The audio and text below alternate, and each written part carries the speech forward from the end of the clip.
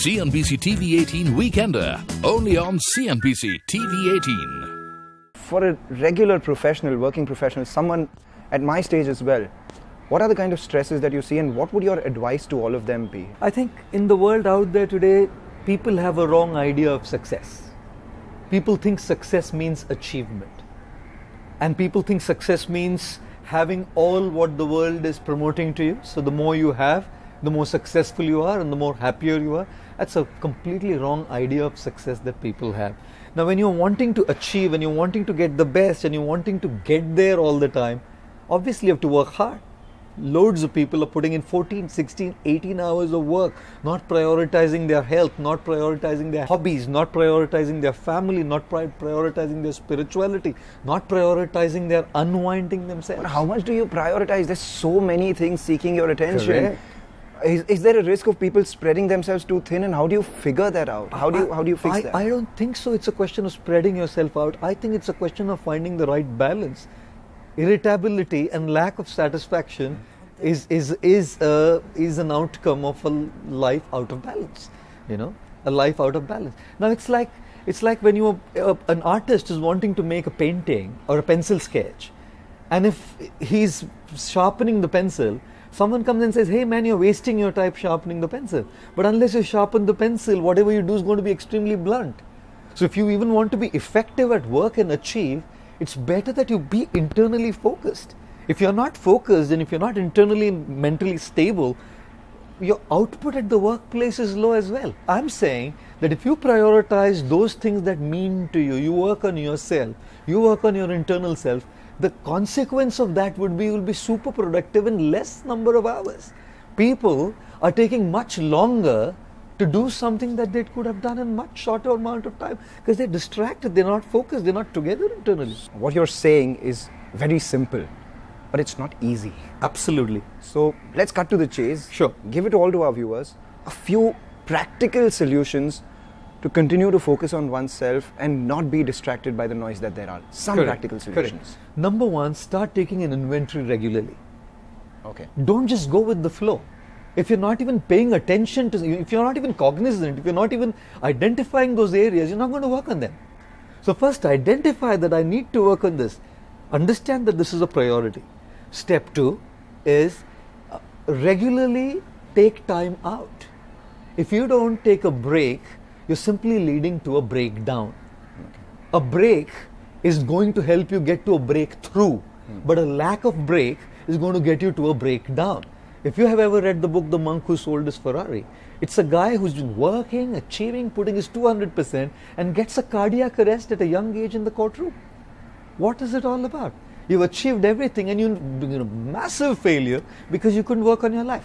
So two is take a break. Now you might say, man, I'm really busy. How am I going to take a break? Which basically means you've not got it right. If you can't take a break, you're leading to a breakdown. Prioritize that break so you can achieve a breakthrough. Yeah. I know breaks are not easy. Even me, my life is 150 to 200, sometimes 250 flights a year. Exactly. That's how much I travel. How do you take a break? I've learned the art of unwinding on the go. How do you do that? You have to do it on the go. Prioritize it. Listen to your favorite music. Read your favorite book. Eat your favorite food. You know, meditate while you're on the go. Sit there. Unwind yourself. Learn the art of cutting off from the surroundings while you're sitting in the car driving back home. You're sitting on a 17 hours flight to New York. You know, what are you going to do all those 17 hours? Learn the art of cutting off from the surroundings and going within. I do that. So you spoke about, the monk who sold his Ferrari. You seem to be a guy who's got it all sorted. You don't seem like a person who's cut out of a rational sadhu mold. Mm-hmm. You chose to take this profession up. So if I can call it a profession or a vocation, so to say. So what did you analyze in that arena? What would work? What would not work? Sure. And how did you get to where you are? Yeah, I believe that the seven greatest, I would say the 7 words which are the greatest enemy of growth and progress in any field, including what I'm doing, are, we have always done it this way. Nokia thought we've always done it this way. They are out. Blockbuster thought they've always done it this way. Netflix threw them out. If I as a monk thought that we have always done it this way, the monks in the past have always spoken this way, they've always been this way, well, I would be out as well. My not wanting to be out was not because I wanted to be the center. My not wanting to be out was so that I can reach out to people and help make a difference in their lives. So obviously I had to change with times. Obviously I had to change my jargon. Obviously I had to bring in a punch of a bit of humor in there. Obviously I would have to speak lines which will resonate with people. It's like, I hate using the word, but it's like saying old wine in a new bottle. Right. Principles never change. Values never change. Knowledge and wisdom doesn't change. But how you bring it to people, that certainly can change. And I believe that's what's resonated with people. It's not that I'm saying anything new. It's the same wisdom, the same knowledge. Many people are speaking it. But just the way you package it.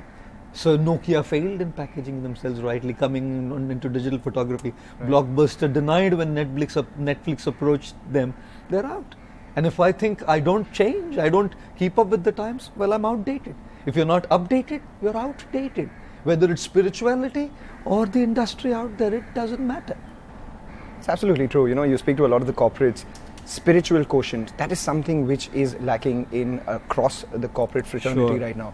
Could you give us an example of how spiritual quotient in a corporate company led the company to a lot of success? Yes. I think when we are talking about a spiritual quotient, the word mindfulness is a big thing in the world today. Mm-hmm. I was in San Francisco and I was invited to speak at Salesforce. Okay. And Marc Benioff, one of the things he's done at Salesforce is he has prioritized mindfulness for every single employee. Every single floor of their headquarters in Salesforce has a mindfulness zone. People can go there, practice mindfulness. In fact, every year they have this conference called Dreamforce in the month of November. About 200,000 American top-notch professionals come for the conference. And in that 4 to 5 days conference, the last day is a mindfulness day, where they invite people who can speak to these professionals so that they can learn the art of internally connecting, stabilizing their minds. Because even Marc Benioff realized that when people are together, the output is much greater than when they're just distracted and lost. So the paycheck is never an issue. But if you cut corners, the organization never grows. So I think, yes, even in terms of profitability and organizational growth, spirituality does make a difference because it gives a person good character, integrity, a certain values, where a person contributes the most. CNBC TV18 Weekender, only on CNBC TV18.